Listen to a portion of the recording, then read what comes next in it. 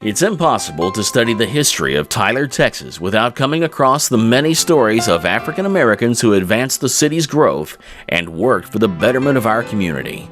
These men and women became community leaders in business, education, and entertainment. Tonight we'll feature just a few. But let's start at the beginning. Tyler was incorporated in 1850, and like much of the Old South, slavery brought African people to East Texas. Though it is a blemish that almost every city in the South wishes they could erase, it isn't something to be ignored. As a community, Tyler makes an effort to not just learn about it, but to learn from it. One such project has to do with a seemingly unoccupied section of Tyler's oldest cemetery.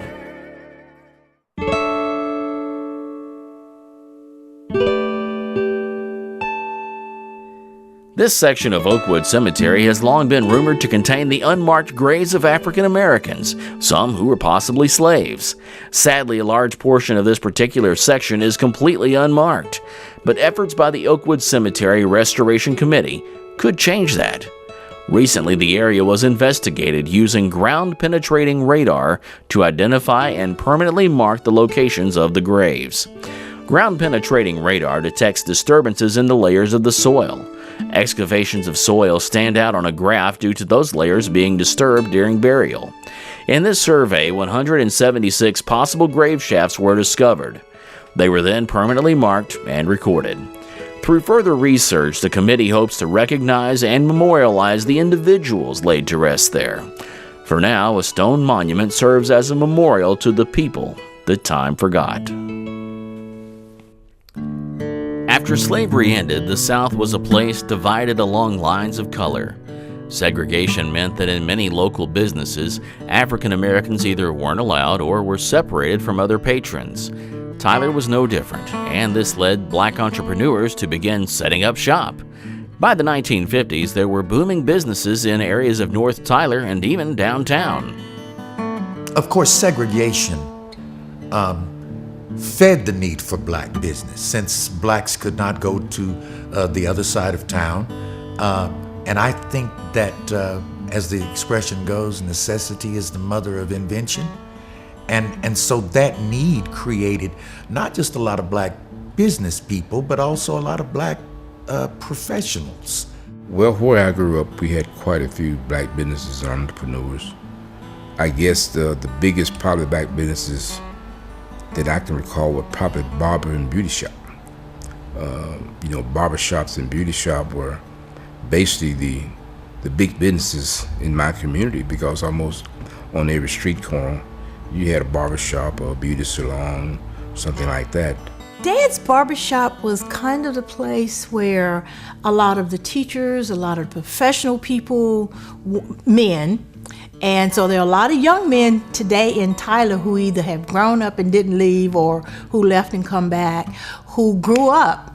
And my daddy was their barber. Recently, Tyler City Councilman Ed Moore visited the area where he grew up, an area of Tyler known as The Cut. It was my village. It was my place of refuge. I felt comfortable being on The Cut. Everything I wanted as a teenager was on The Cut. The building you see that I'm walking towards now, this was probably one of the famous and most utilized building on The Cut. And it was called the Green Top Cafe. And we nicknamed it Green Top. It was owned by Mr. Robert, we call him Houseman. I forget his last name. But anyway, it's the Green Top Cafe. This was a restaurant. That was the hangout. We could even go there from high school when we were in Emmett Scott over there, but Houseman would run us out after 12 o'clock. When lunchtime was over, he said, it's time to get out of here. On Palace Street, we had a black taxi cab company owned, and it was black owned and operated. Don't know the owner's name because it's been such a long time ago, but the name of the company was Busy Bee Cab. We also had a movie theater right there on Palace.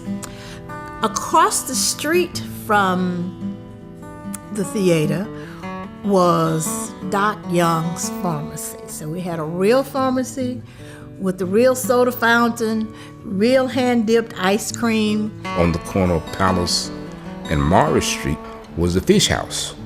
Mr. Woody's Fish. Woody sold what we call whiteys. You could get whiteys on some butcher paper with a little hot sauce and bread and make a full meal out of it with a grape soda pop or strawberry. Just east of the cut was the Gizmo, and it was run by the Johnson family. In fact, both daughters still reside here, even of course now the Gizmo's been closed long time. And they sold the fare, the hot dogs, the hamburgers, kind of the drive-through, but there was still another business right there on the corner. Nearby is the barber shop Councilman Moore frequented as a child. Stopping by for a visit, he was surprised to find it was still bustling with business. I really didn't know what I wanted to do after I finished high school, but I decided to go into barber until I just, discovered what I wanted to do. Black entrepreneurs saw a need and addressed it. Some, however, saw opportunity. The training ground for black barbers was the Tyler Barber College. It was the place where hundreds of African Americans learned a trade that would always be in demand. What made the Tyler Barber College so special is that it was the only black barber college in the United States. The school was started in 1934 by Henry Miller Morgan, an African American barber from Tyler. Soon, Morgan opened branches of his school in Dallas, Houston, and other locations all across the United States.